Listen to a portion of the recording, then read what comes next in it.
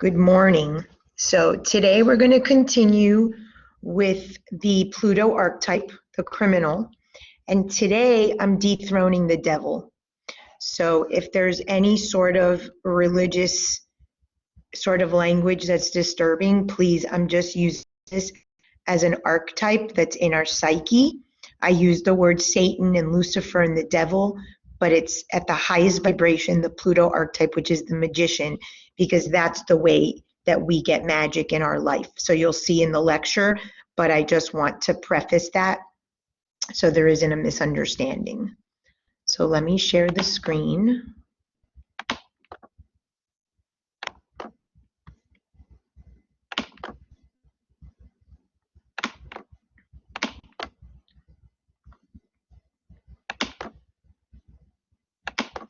Can you guys see that?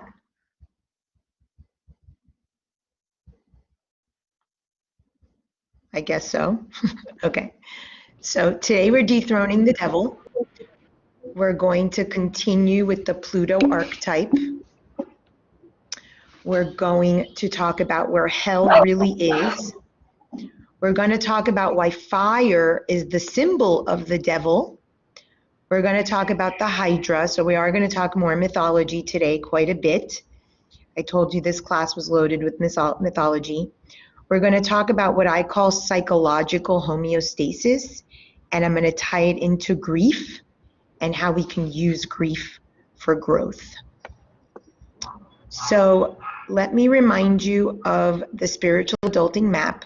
We've been working with the Pluto archetype. So we're in the spiritual here, and we do concentrate on this section. Pluto, Chiron, Black Moon. This is sort of the last ladder up, so to speak, to the spiritual adulting ladder. The last steps up the ladder, and that's what this is today.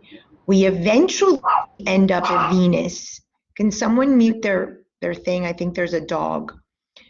The end is to get back to Venus, and I'll wrap up with that. Venus is the symbol of love from the heart chakra, the agape love, the unconditional love. So we'll talk about that. Because I've said you can't love others in agape love with the Venus if you don't love self. And this is all about getting to self-love. So law of correspondence, just to remind you, is as within, so without. So those criminals, situations that are happening externally are all a reflection of your mind, what's happening in your mental processes. Law of vibration, everything is a vibration. So everything that you attract into your life has to do with the vibration that you're at. And law of octaves, I'm not going to go majorly into the law of octaves, but I want to take you to the last point of the law of octaves, which we talked about, which is from adult to spiritual adult, which is when we use transmutation. Transformation is behavior change. Transmutation is belief change. We stop creating karma. We stop creating loyalties. We stop creating nonsense in the world externally and internally when we transmute. So today is going to be about the fire, transmutation, the devil, the Hydra, and how to transmute. So here's transformation versus transmutation. The only element that can take you to transmutation is the element of fire. We're going to talk more about that, why the devil is all about fire and hell. The word for Pluto, I told you, or Lucifer, or all of these gods of the underworld, are light bringers, light bearers, a la luz. The birthing process, like I told you last time, is when we're perpetrated, and a la luz is we come out of the darkness of the womb and to the light of the room that we're born into, the world. In Ayurveda, there's a ceremony called Agnihotra, and it is a ceremony where you take cow dung, butter, rice, and ghee, and at sunrise and at sunset, you say a prayer. This is symbolic of the day, the light and the dark, and the fire that can light both aspects of self, the light aspects and the dark aspects. The fire medicine is something we use in shamanism a lot. There's actually something called the Moonai Key rites that I use in my shaman initiation program, where we put energetic seeds in people's energy body and we actually feed the seeds with fire. It's all about transmutation. Every single tradition has some version of this. What's going on? We are afraid of our own fire. And so the church made you afraid of fire, and they gave you the image of hell as fire. And if you're afraid of your own fire, then you'll never leave the church or the guru, and it's a way to keep you chained. But fire is the key to our greatness.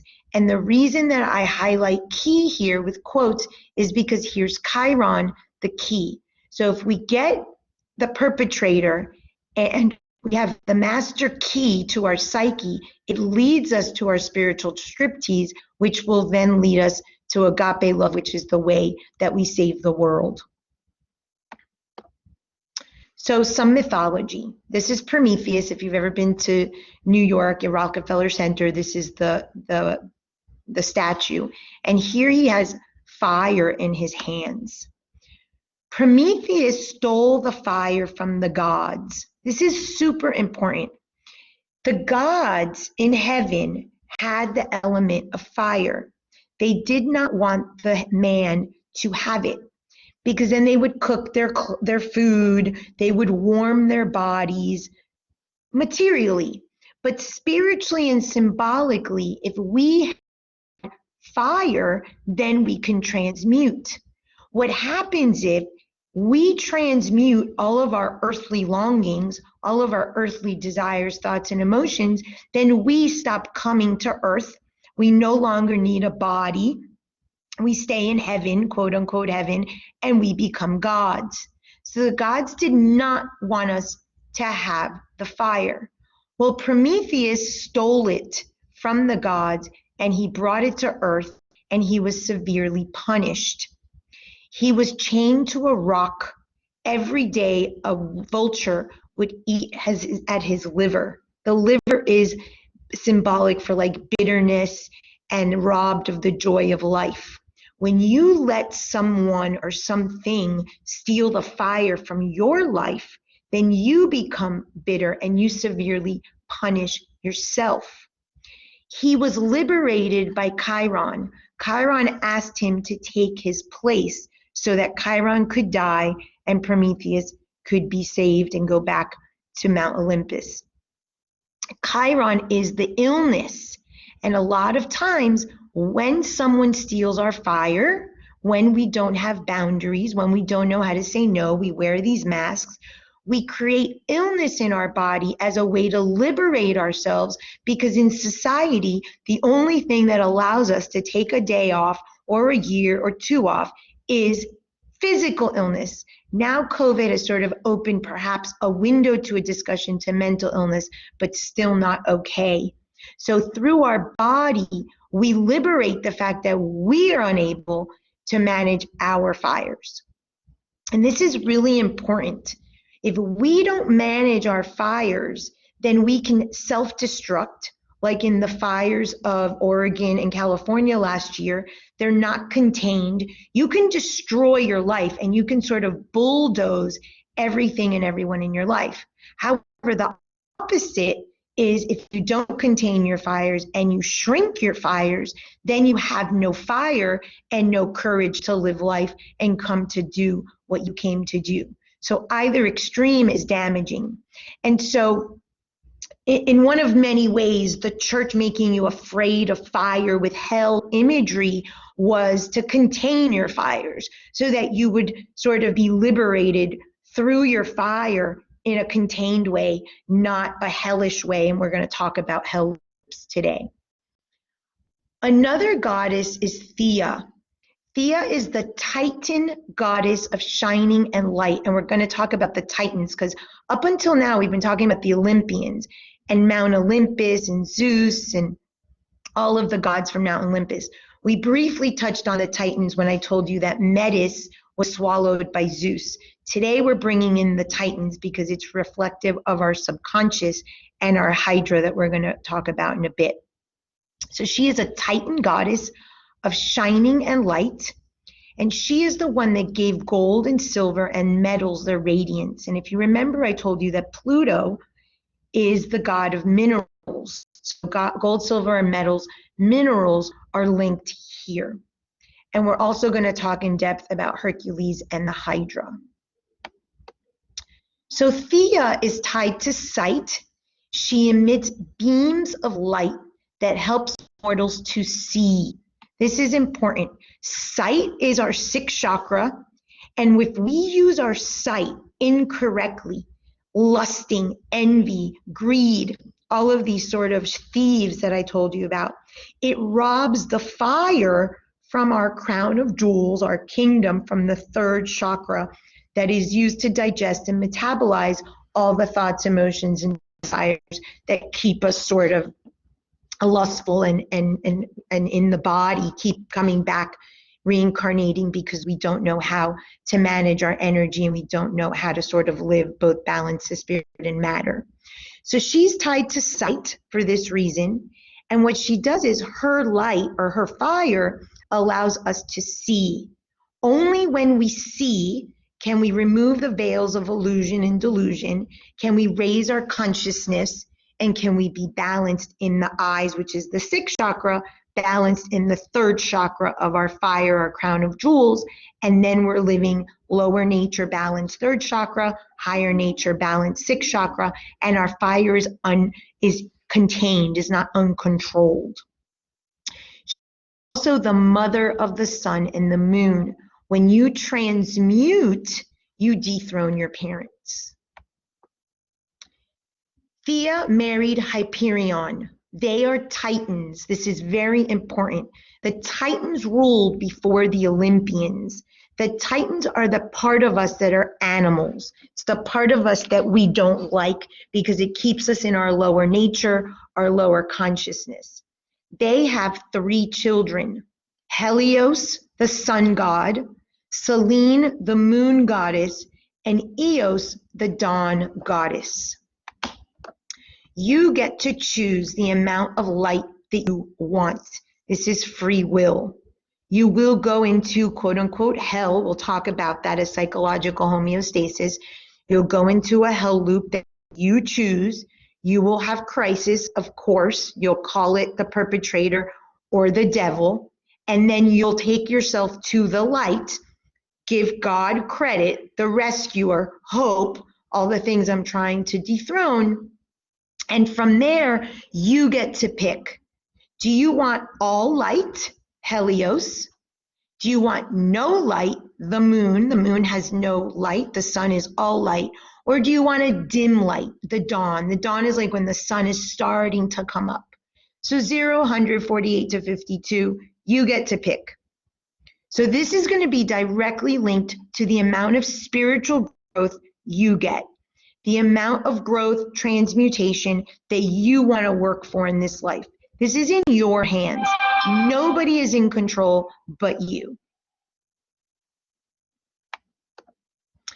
So what happens and why do we channel the pain, or Chiron liberates Prometheus, is from the body.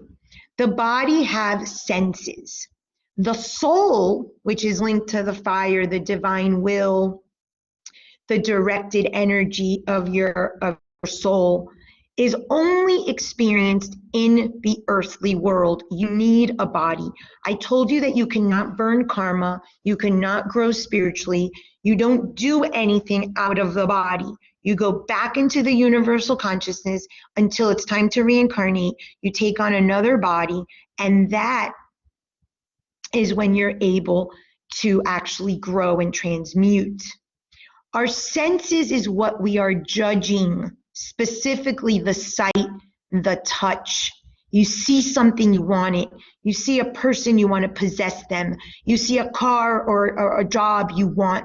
Touch is greed, grabbing. Tasting is gluttony. So we use our senses To experience the world, our spirit needs the body, but it's also what keeps us in our low consciousness. So it's a little bit of a conundrum to our psyche, because it's like the only way that my spirit or my soul can experience the world is through the body and these senses, yet they harm me. How do I reconcile this?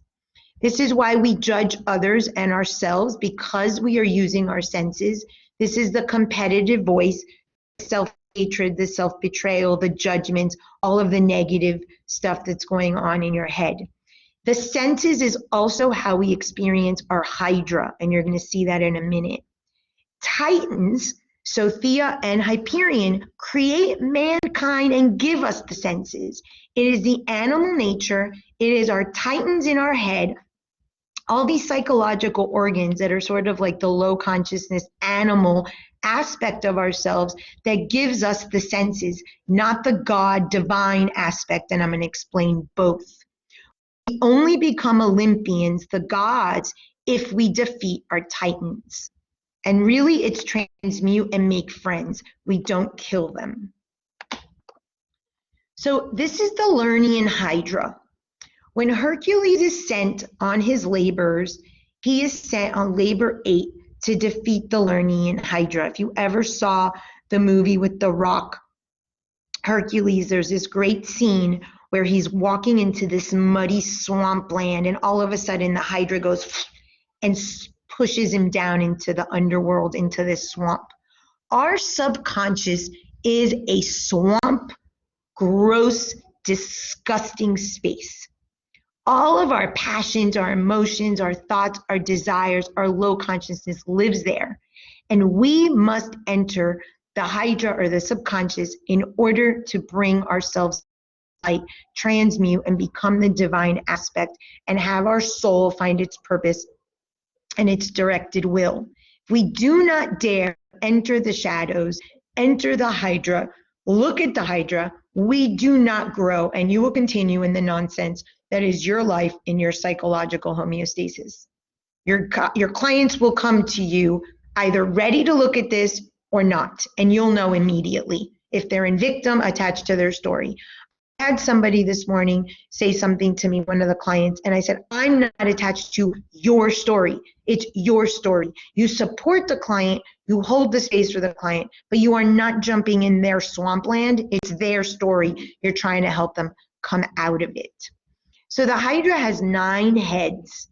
Hercules cannot chop off their heads. If you chop off one head of the Hydra, 2 grow back. This is something I ask clients. I always ask them, what's your least favorite body part? So the other day I had a client, he's like, the nose. I said, okay, go to the kitchen and get a knife and chop off your nose. And he's like, no. And I said, well, why? He's like, well, it'll hurt and I need it. Oh, well, the same thing happens with our psychological organs, yet we think because we don't quote unquote see them that we can just chop them off. You think you can chop off your lust and your greed and your gluttony, and it's not going to come in your life 2 and 3 and 4-fold? Absolute nonsense. You cannot chop off your Hydra. What you need to do is transmute it and bring it to the light and recognize that you have low consciousness. You have a body that's dirty and not pure, and live in divine ways, knowing that this is the vehicle of your body. So he cannot chop off the Hydra head. 2 grows back. You try to suppress something in your psyche, it grows back and it rules your life. This monster on this page rules. That is what's in your psyche. Your psychological organs keep you in low consciousness so that you don't confront the Hydra and you don't see the truth of who you really are. In order to look at the Hydra, you need 3 main things. You need to admit first that it exists. So one of the things that I do when I shatter snow globes for people is show them that it exists and how it's ruling their life. Then you can invite them to look at it. And that's sort of what I do with clients, is walk them through what I call the yellow brick road, the spiritual TED Talk, the spiritual STD, to the spiritual striptease, which we'll talk about today. That's going to be your sort of road with them, walking that journey if they sign up as a client for you. And third is the humility to bring the aspects to light. If you're in narcissism and ego, and we're all narcissists, and you think you could do it differently without going into the Hydra, you're wrong. You'll be disappointed to find that out. But as a therapist, your job is to shine the light. It's not to do the work for your client. Do not work harder than your client. So in the myth of Hercules, the teacher says to Hercules, we rise by kneeling, we conquer by surrendering, we gain by giving up. This is all about humility, not a humility where we're dimming our light, but a humility to admit that you're a narcissist, that you're an egomaniac, that you're prideful, that you're a glutton, that you're a sloth, that you're greedy, that you're envious. Not acknowledging it doesn't make anything better. That's the kneeling, that's the humility and the humbleness towards this aspect of yourself. We need to surrender. Surrender to the fact that we have an impure body, that we have impure thoughts, that we were conceived on an impure thought, that we have desires and we have emotions. That's just the way it is. You're not going to clean your body. You're never going to not poop. You're never going to not sleep or not need to eat. That's nonsense. So we accept that we have this impure vehicle, and part of our spiritual growth here with Chiron, rather than illness, is to purify with healthy foods and exercise and good sleep and truth and all of the pillars of health. And we gain by giving up. That's the surrender. I can't change all of it, so I'm going to change half. And I'm going to talk to you about half in a minute. Transmutation, which is to acknowledge that you have these heads, needs light. You need to bring this to the light awareness. And one of the Hydra here is immortal. I call this your worst bad bucket item. This is the key to your growth. You're going to keep going to your bad buckets, to your shadow, and eventually you're going to see your one biggest one. You've got all of them, but there's one. Like, for instance, for me, it was the vanity, and I tried going around and around and around. And when I finally found the image in the vanity bucket item and brought it to the light, my entire life started to change. You cannot cut off the worst bad bucket item. You have to transmute it. So here's Hercules fighting off the Hydras. You have to find it by analyzing your thoughts, emotions, and desires that are all linked to thoughts. You're rooted and born and conceived on an impure thought. So to think that your thoughts are pure and not know what they are is nonsense. You need to look at your worst bad bucket item. You've got all of them in there, but there's one that you really have difficulty integrating from mom or dad, whoever is the outcast parent. The quincunx sign, I talked to you on Tuesday, not your opposite sign, but the one over, that gives you the way you can channel illness and also links to your worst bad bucket item. Your descendant sign is the secret you're hiding for your parents, and that vault, once open, helps you to bring all of this to the light. And wherever you have Lilith in your chart, the house that you have it will also speak to where you have these Hydra heads. Spirituality is not sexy. This is a job of a lifetime. It is your life's work, living spirit, living matter. We're going to talk about the matter because you have to pay your bills and eat and have sex and have fun. And that is absolutely, you're entitled to that half. Spirituality is the other half, and I'm going to explain why you attract a criminal or crime or some version of the rape into your life to get to permission to do spirituality in a non-sexy way. And I'm not talking crystals and oils and pendulums. The Learning Hydra, what do the heads represent? In every mythology, philosophy, or religion, there is a version of the deadly sins. I really just use this image because I liked the symbolism with the fire. There's some version of this. It could be ego, it could be inflexibility, it could be deceit. There's many ways. I'm actually in my new book making a chart with all of the different names. They're pretty much repeated over and over. These are the ones that Christianity uses. They represent the deadly sins in Christianity. In Hinduism, they're called the Shadrupus. We hear them as the vices, and I've been calling them the thieves, which comes from Jainism and Shivism. Next is the Learning Hydra. They have the first 3 heads, the second 3 heads, and the last 3 heads. They represent different sections. In a moment, I'm going to show you the astrology wheel so you can see that if you like astrology.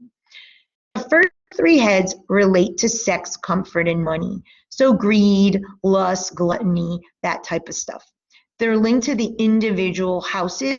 These are given to you by your parents at the moment of conception.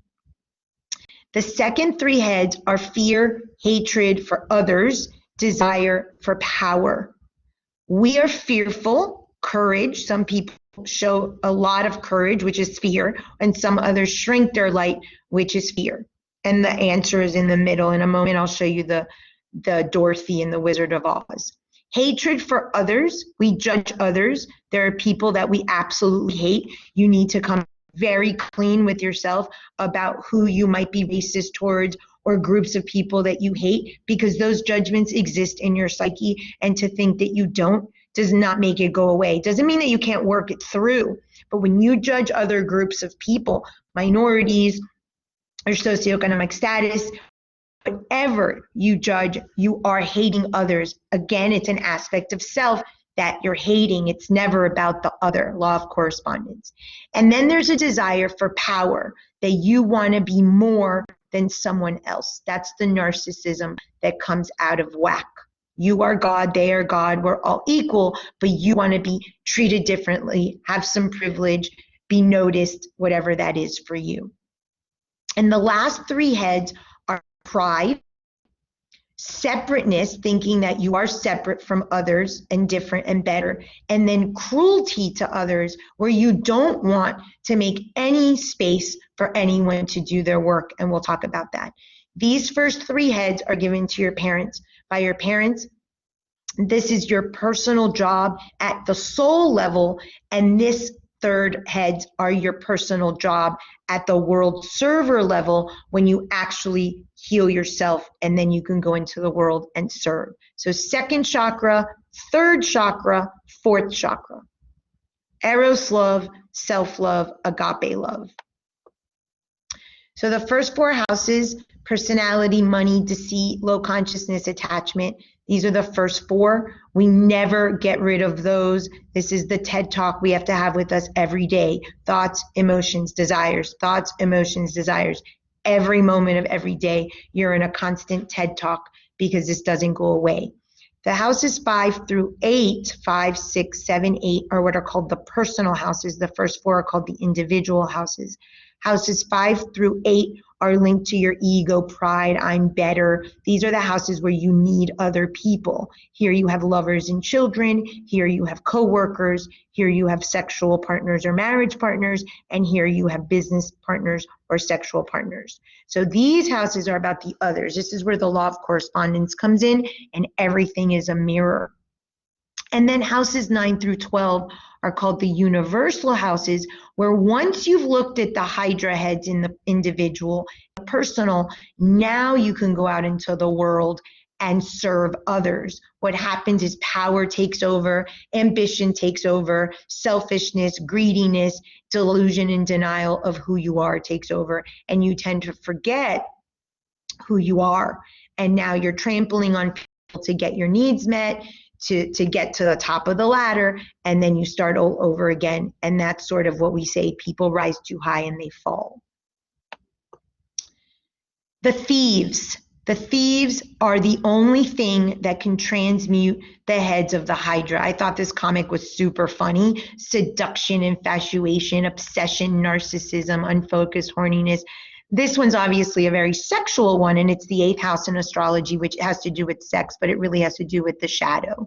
So we've got to get really clear with what our thieves are. You have all of them, but you're going to have a main few that are the ones that really you try to negate. So I don't know how many of you know, but I'm a little obsessed with Pitbull. I love Pitbull, and I listen to his his music on a loop lately. And he's very comfortable with his lust, and he's very comfortable with his money. He talks a lot about money and his life and women and sexuality. But if you listen closely, he's not comfortable with his sloth. He's always confirming and validating that he works hard, that he works hard, that he works hard. So what he's trying to hide there is the thief of sloth. So we work overtime. And this is what we do, 0 to 100, to try to hide so that we don't see it. And you're going to hear in your client, and remember, these are going to be judgments that are linked to their values. And the first thing you need to give a client to do is define their values in measurable terms. They don't do that. They're living their life on a lie. They have no clue what they're working towards. And then they could never go into sort of those second Hydra heads because they don't even know their individual sector, those first 3 Hydra heads. Transmutation of heads, the fire, bringing them to the light, admission of them, forget patience and humility, just admission at the core level is how you're going to first transmute. Then you have to 48 to 52 it. It's only part of your life.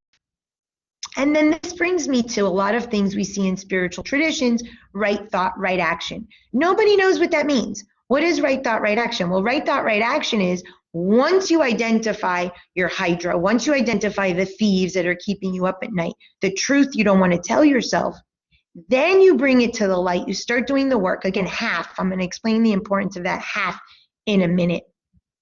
And then you can start saying, oh, right thought, right action. Now I know how to think. Now I know how to act in accordance to what I'm trying to do and be, your values.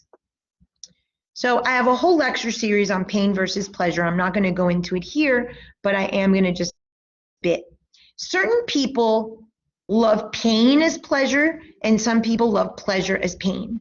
It's pain nonetheless. You might have physical pain, emotional pain, or spiritual pain. Pain is pain, and you love your pain. Pain is orgasmic.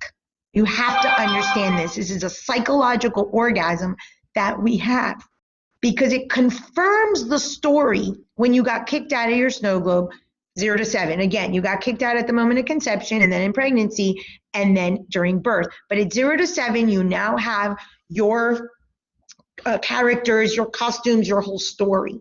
So your psychological orgasm is holding on to this painful emotion or painful a symbol in your body. I'll talk about allergies in a moment.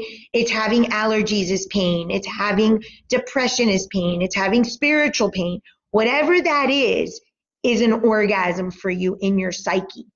There are 2 types of people.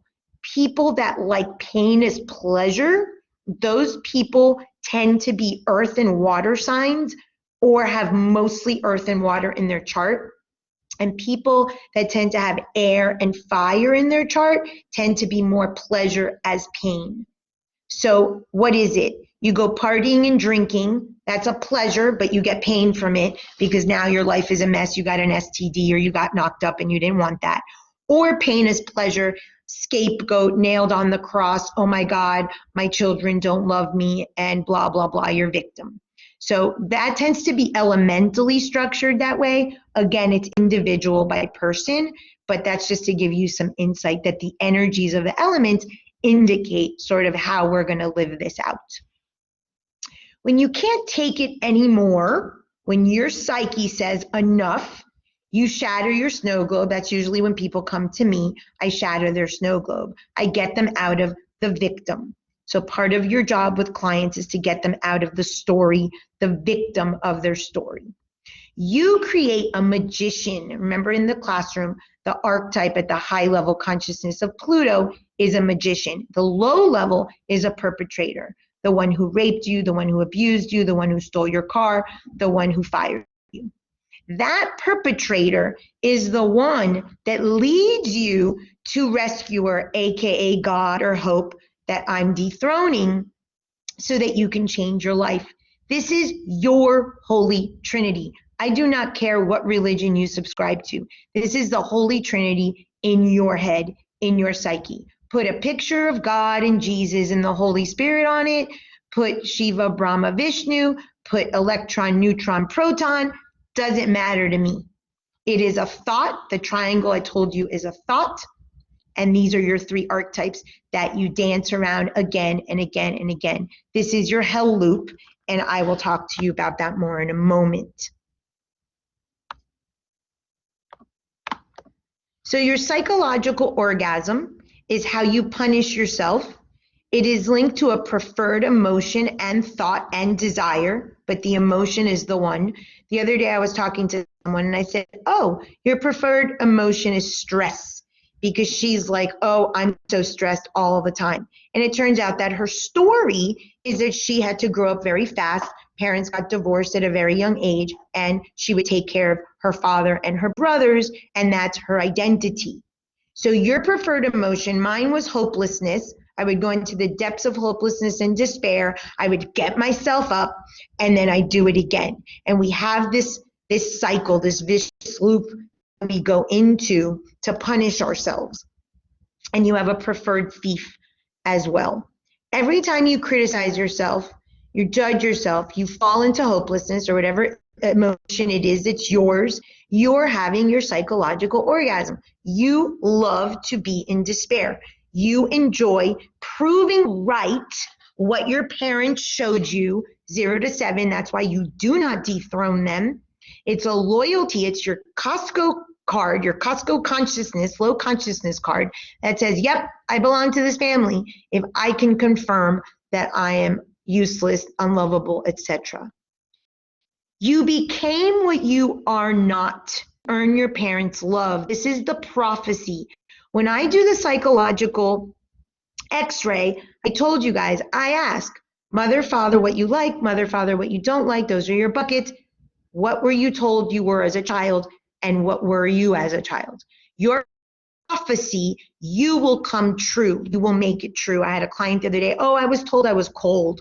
Oh, and here she is cold. She's a lawyer. She's cutthroat. She lived her life, based her entire life on a prophecy, and it's a full lie. Now I'm saying, become what you are and earn your own love. Wouldn't you rather have the Nordstrom's version of love than that Costco mass consciousness, sort of buyer's club type of buy-in? So much healthier when you love yourself. So there's a term, I think it's about probably 10 years ago, that was developed by Ken Doka. He's a grief researcher. And he says it's disenfranchised grief. And it's resurfaced because of COVID, that a lot of people that miss like high school graduations or proms or loved ones because of COVID, because it's just mass, everybody sort of was in this process, that your grief isn't necessarily acknowledged by society. So I want to talk about this. And then I gave you a lecture on the stages of grief, and really that it's the moment you're conceived, the grief stages start, and Kubler-Ross talks about it in terms of death or dying. But every time we're conceived, we're already in the grief stages. So we have a deep grief from the moment of conception, because we feel that we were kicked out of Olympus, that we were sort of castrated from the universal consciousness in the universal womb, and we were given this sort of crappy womb that we now are calling toxic waters and believe this is it. But our deeper highest self knows that it's not the mom, that it's not the worldly womb. It knows that there is something bigger, and this is what we seek in that 42 year that starts the process.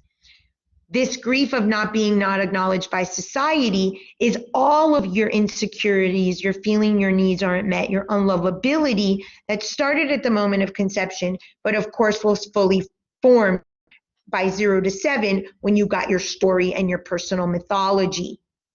What are we supposed to tell our boss? I'm having a hard day because mother didn't love me when I was 4 years old? We can't. Society does not support this. So what we do is we create a Pluto, we create a magician, we create a Satan as permission, and it's oftentimes linked to illness.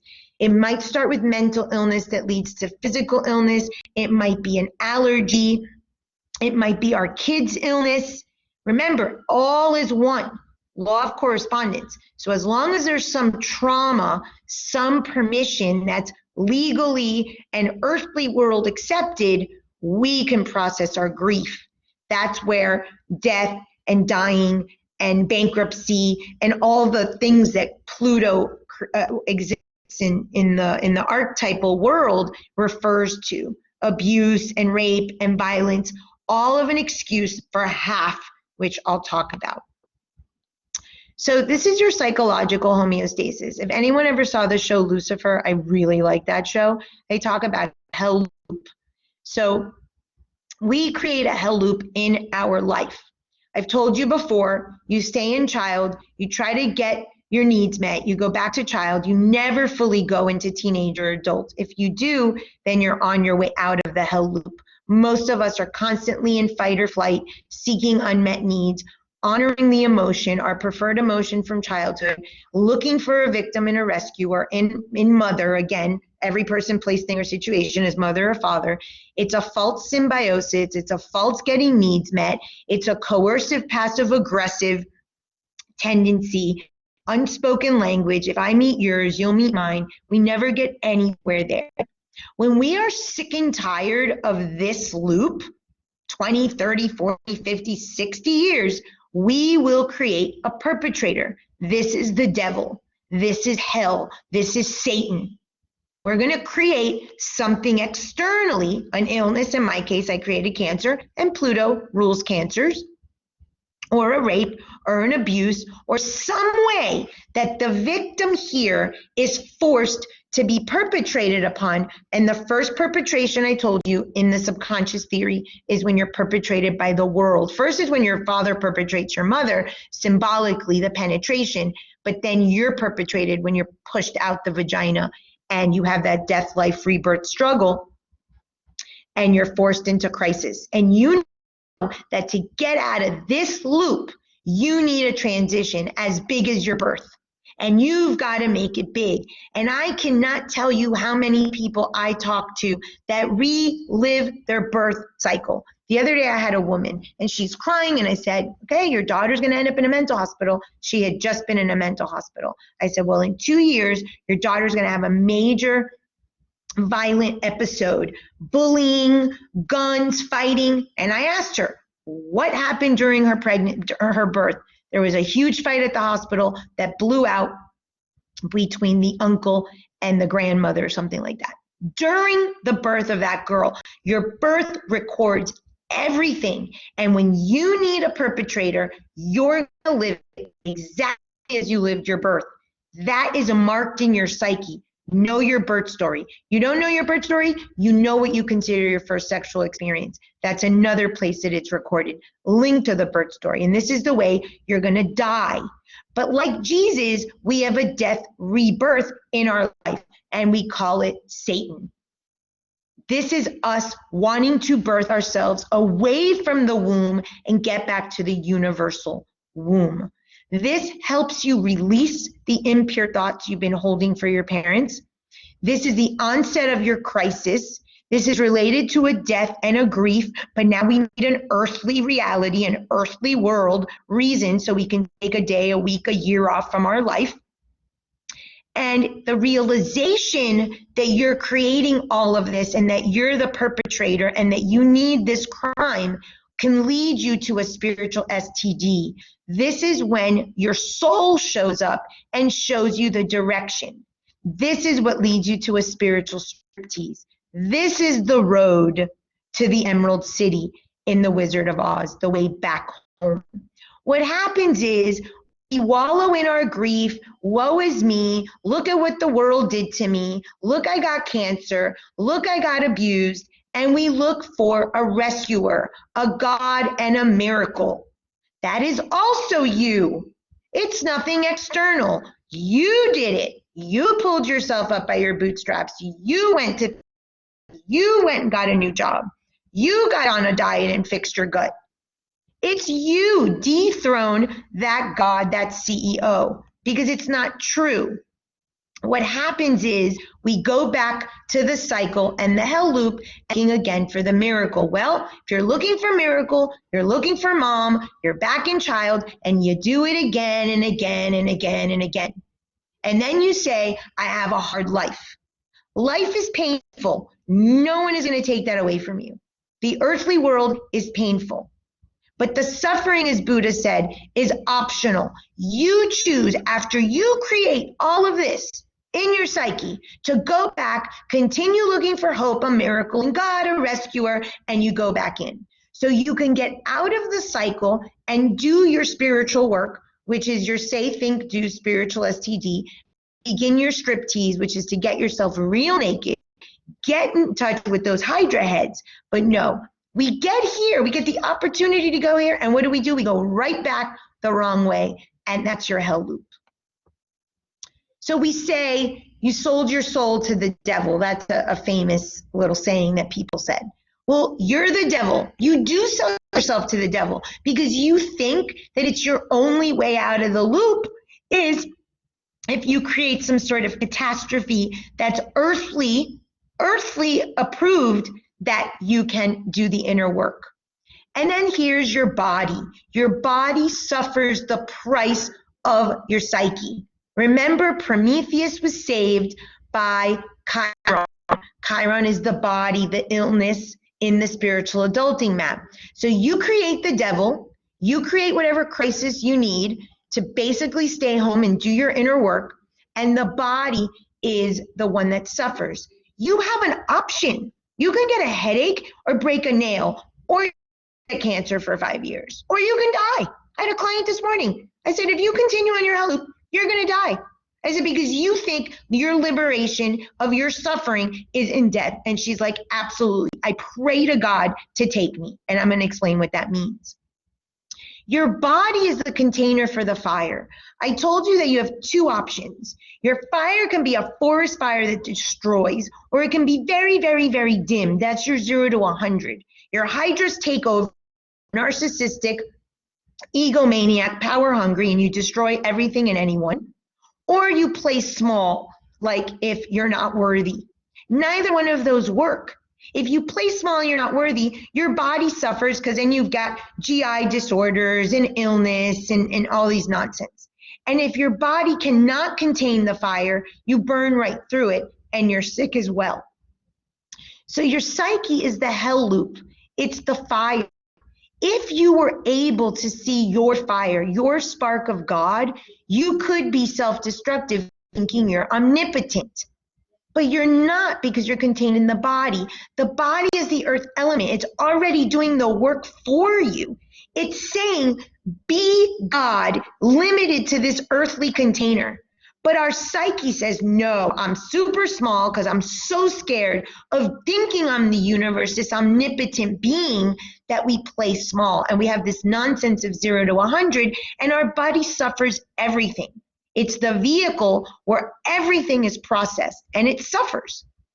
You use your body for harm in an attempt to purify your psyche. So I've shared openly about my bulimia when I was younger. I would take laxatives, quote unquote, purify, and then start over the 0 to 100 nonsense. And never did I get purified. Purification is through fire, is through transmutation, is through belief change, not behavior change. The diet wasn't going to purify me. My thoughts around the need to be on a diet were going to purify me. So instead, we don't use the container for our fire healthily. We harm our body.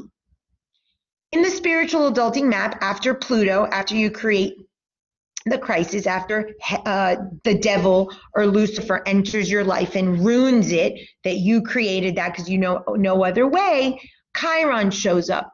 You're nervous, you're anxious, you might get a full-blown illness, and you choose to live your divinity through your humanity this way, or you don't. That's the thing, you get to pick. If you do the work and you get out of the hell loop and you go through the spiritual STD and the striptease, then you'll learn to use your body as a container for the greatness that you possess, because you are the divine, a spark. Or you can continue in the hell loop. And I think the best example is allergies. I see this a lot in practice. people with GI issues, gluten allergies. Allergies are a reminder from the psyche from the first time you were kicked out of the snow globe. When your parents gave you that look, when you realized that you weren't God, when you realized that you were not lovable, realized your needs weren't going to get met, allergies are the onset of that reminder continuously. That's one of the best examples that I see in practice. The prison is in your head. The hell is here in your head. You channel it through the body, and then you get sick, or if it gets really intolerable, you commit suicide. The client I had this morning says, I think about suicide, but I would never do it. I said, no, but you keep going to the hospital. You don't think that's committing suicide? Nutritionists will tell you that if you eat McDonald's and Coke all the time, that's slow suicide. I say go to your thoughts. Your thoughts are slow suicide. The fact you didn't put a gun to your head means nothing. Don't kid yourself. In the stages of grief, we have denial, anger, bargaining. We love the bargaining. This is where the rescuer shows up. And then we have depression and acceptance. The illness is the bargaining stage of grief. God, take my body. I want to die. The illusion that your troubles are over if you die. And it's an illusion because you go back to the consciousness, and guess what? You're reincarnated and you have to do it all over again. Every one of us. So this idea of take my body, and you don't put a gun to your head, but you keep getting sick, and whatever sickness is to you is your bargaining chip with God, as if there's some rescuer that's going to come rescue you. So you decide to get better, you decide to get sick, you rescue yourself, you create the space for wellness, or you stay in illness. It's all you. Hell is in your head. That's what you're calling the perpetrator, Satan or Pluto. God, master key Chiron. I gave you that whole lecture on the master, the pituitary gland. It's in charge of all of the processes in the body. We talked a little bit last week about the hormones and glands, and we'll talk about that more next week. This is your savior in Jupiter, the rescuer, the savior, God in heavens, God in a throne, in a chair, somewhere up in wherever you think heaven is, and he's going to come and rescue you so that your soul can rest to deal with your grief. Well, if you don't put a gun to your head to get rest and deal with your grief, you continue the hell loop of getting sick, whatever that is for you, whatever that is. It doesn't have to be physical illness. It can be mental illness. It can be your situation in your home with your drug addicted child. And that's so that you can rest and deal with your grief, permissible to society. If you do the work and you actually stop and get out of that hell loop and out of that psychological homeostasis, you get to lift your inner prostitute, the Hydra, remove the masks, then you can do what you came to do. That takes us to the spiritual striptease. So here's the Lucifer, Satan, devil you create. You channel it through your body as illness or some permissible societal way, whatever it is. And then that leads you to your spiritual striptease. If you do not go back to the womb and you're back in the toxic nonsense of the waters and poor coping and child and needs met and all that nonsense. You need to strip down naked. You got to get down and dirty with yourself. Spirituality is not sexy. Mental health is not sexy. Don't sell it that way. Some woman wrote a book, Enlightenment is Sexy. Absolute nonsense. Ridiculousness that we're going to get enlightened and stop coming back into a body and processing everything because of pendulums and crystals. It's ridiculous what we're sold. I told you last week, we were all duped. It's time to wake up. After we own our Hydra, after we grieve, you must grieve. You must grieve your story. I don't want to take your story away from you. I want you to get out of the honey of your story that's keeping you stuck in the story and repeating the hell loop of the story. But you absolutely have to grieve what you created in your life for 20, 30, 40 years. I grieved for 3 years, crying every day, naked, until I could get up and say, I'm ready. So the question is, what will you do after you create Satan and the devil and the crisis, after you get sick, mental or spiritually or emotionally or physically? What are you going to do? Are you going to own up? Are you going to remove your masks, literally now and symbolically? Or are you going to go right back into your delusion here of your toxic waters? Lilith liberates you to get to what I told you before. Aphrodite, Urania, the fourth chakra, love thyself as thy neighbor, what Jesus taught, what Buddha taught, what Krishna taught. This is the only answer to save humanity. This is the only answer for the age of Aquarius. There is not a savior, there is not a throne, there is not a pedestal, there is not a guru, there is no one but you to do the work. Stop creating the nonsense of all these criminals and getting sick so you have permission to do your spiritual work. Pluto's word is half, and I'll tell you about that now. Aphrodite Urania is the Holy Grail. I told you a couple weeks back that the Holy Grail is an elusive object that is seen in the Last Supper. Jesus is drinking the Grail. In the Knights of Arthur and the Round Table, they want to go find the Grail. We see the Grail as a chalice in the Hieroskamos ceremonies. It represents the divine feminine. The Holy Grail is a cup, a receptacle. We, only when we get down and dirty with our Hydra, get out of the hell loop, get out of victim, get out of rescuer, get out of all of that, are we ready to balance circle of spirit, our divine, and cross of matter, our Hydra, our low consciousness. This is the third chakra where we need food and sleep and sex and all the desires and emotions and the thoughts. No one is telling you that TED Talk's going away. It's not. It's about looking at it. And we are God. We are divine. We have the spark in us, and that's the spirit. That's the sixth chakra. So when we balance the sixth chakra and the third chakra, our fire, it's contained, and Venus represents the body, the sign of Taurus and Libra that are linked to vanity and greed, which are linked to the earthly form. Of course you have vanity and greed. Who cares? Doesn't. But only make it half. This is the only way to save humanity. You balance your energies. You own your Hydra. You own your spirit. You stop getting sick and creating illness and get permission for people to remove their mask. And then you can be a receptacle, and that's the word of the Holy Grail. A receptacle, a cup, a grail, the fourth chakra for other people. That's part of our job. Compassion, empathy, listening skills, patience. That's all what counselors do. Be a container for people's grief so they don't have to get sick as permission to do their work. That's the mission I'm on.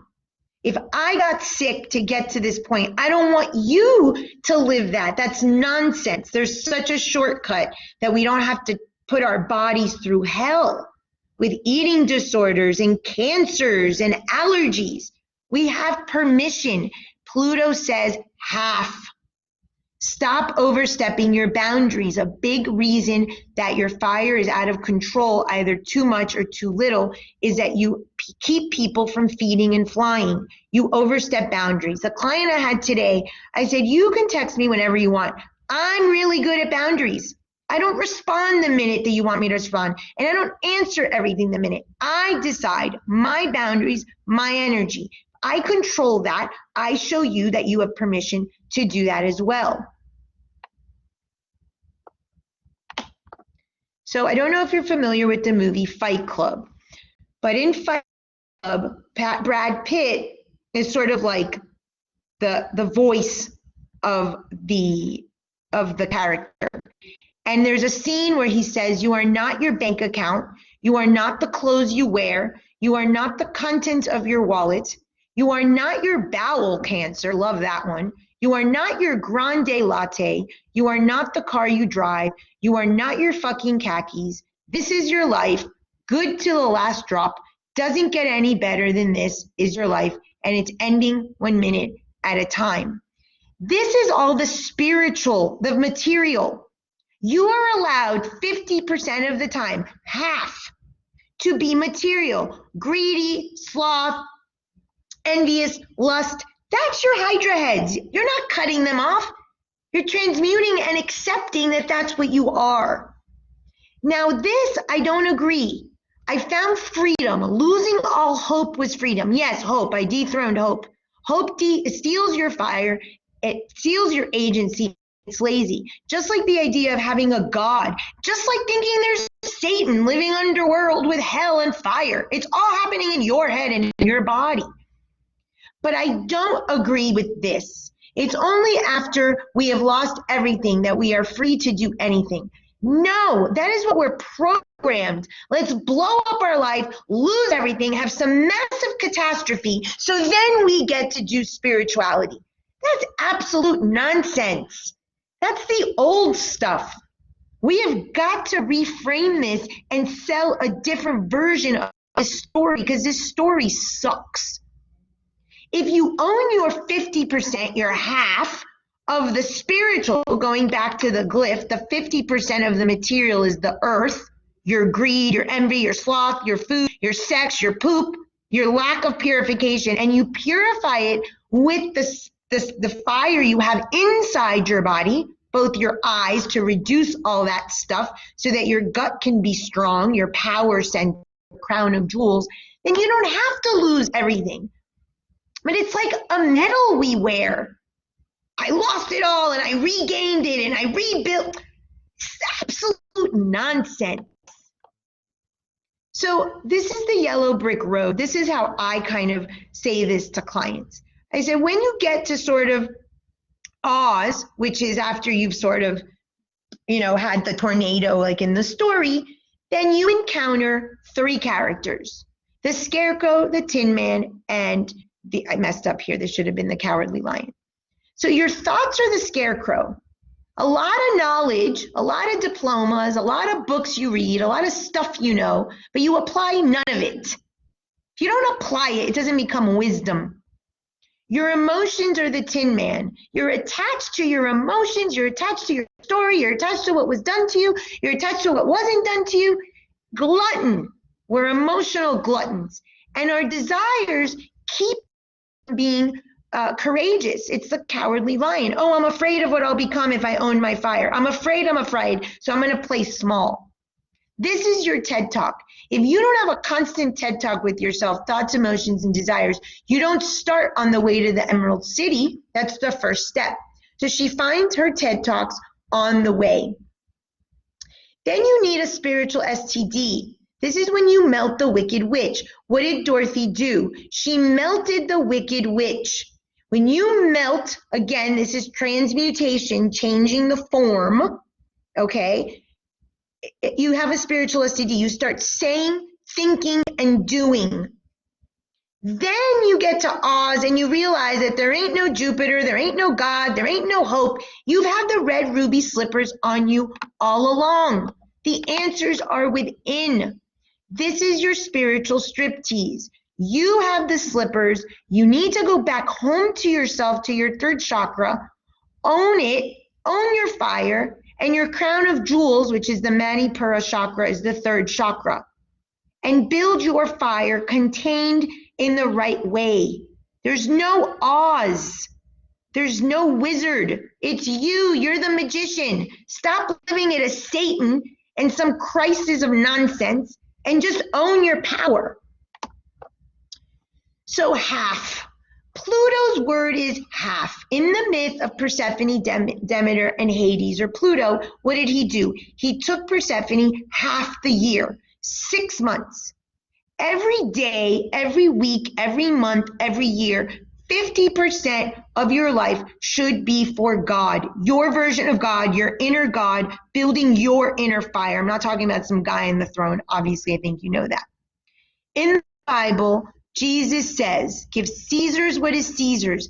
This is your earthly nature, your cross. You see the cross down here, you see the cross down here, and you see the cross down here. Pluto, Lilith, and Venus all have a cross. No one is saying get out of the body. No one is saying kill your body. No one is saying use illness to destroy your body.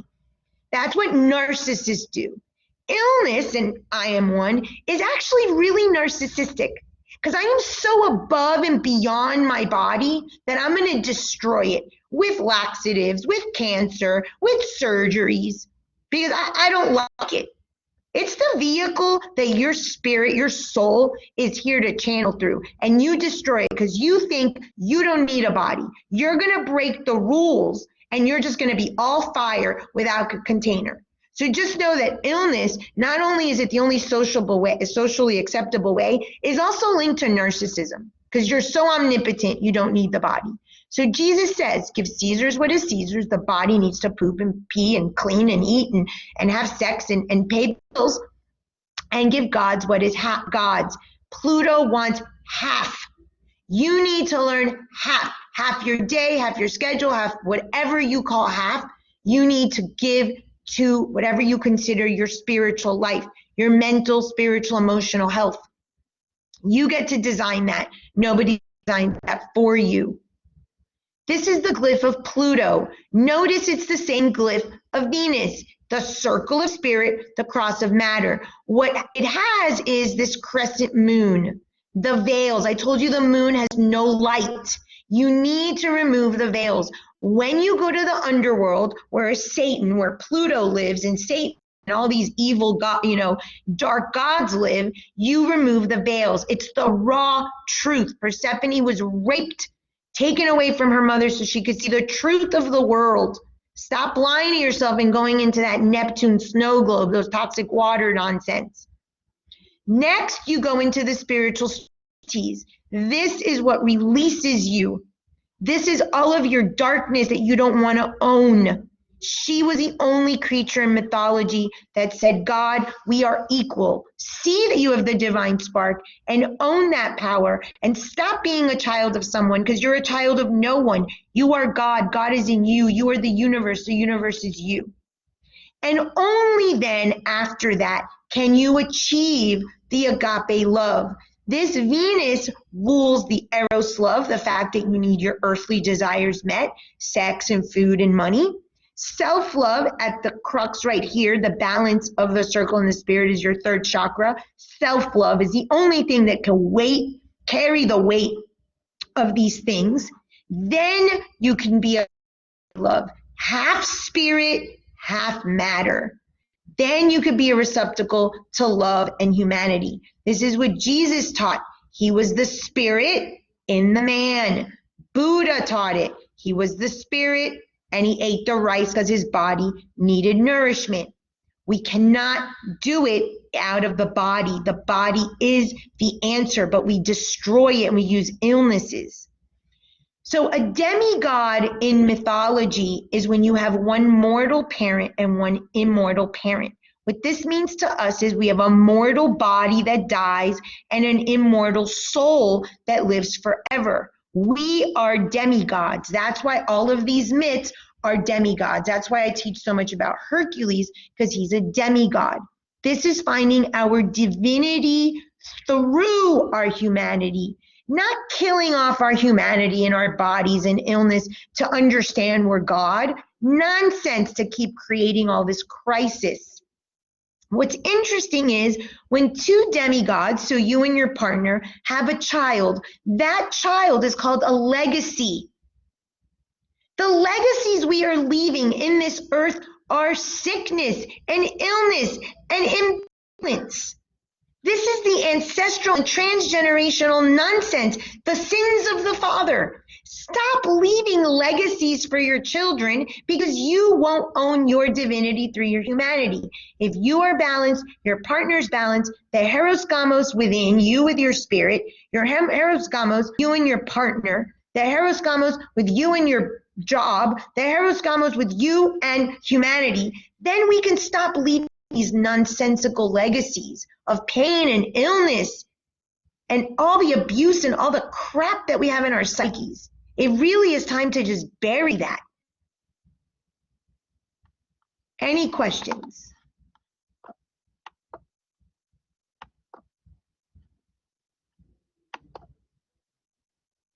No?